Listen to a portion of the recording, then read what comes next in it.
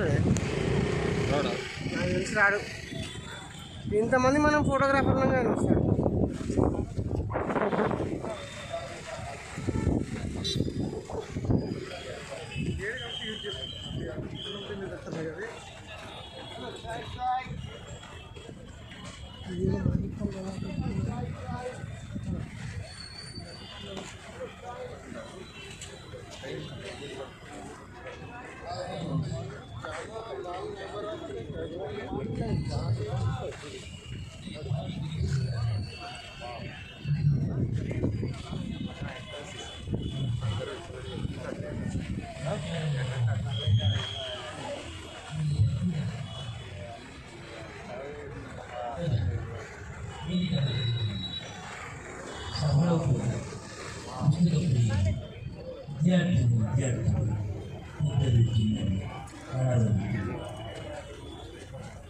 నాన్నగారి పేరు దగ్గర పేరు మీద ఉండడం విశేషంగా. ఎందుకంటే అప్పుడు నెల రోజులకి వెళ్ళిపోతాడనగా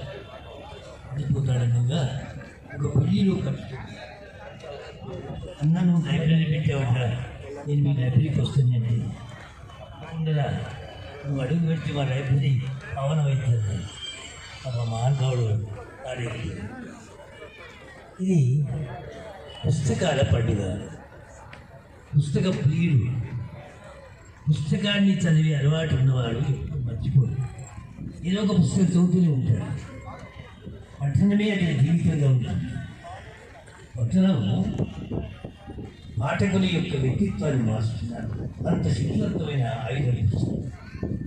పుస్తకం గురించి నేను ఆ చెప్తాను పద్యం. పుస్తకమున్న గేగమున పువ్వులు తోడు వండినట్లే ఇంట్లోనే పుణ్యాత్ముడు పక్కన ఉన్నట్టు సందేశం ఇచ్చి మానవాడు పుస్తకం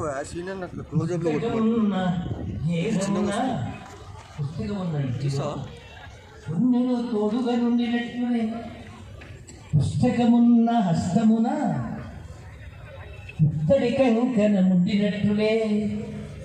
పుస్తకం ఏదో చేతులైతే కనబడుతుందో అతను చాలా మంచివాడు అనిపిస్తుంది. అతను మాట్లాడకముందే